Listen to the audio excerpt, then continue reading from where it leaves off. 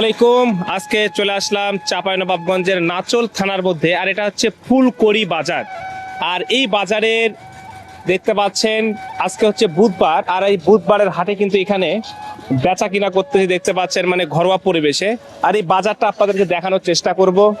যারা যারা আপনারা এই নাচলের ফুলকড়ি বাজারে এসেছেন তারা অবশ্যই একটা কমেন্টস করবেন আর ভিডিওটা শেয়ার দিয়ে দিবেন।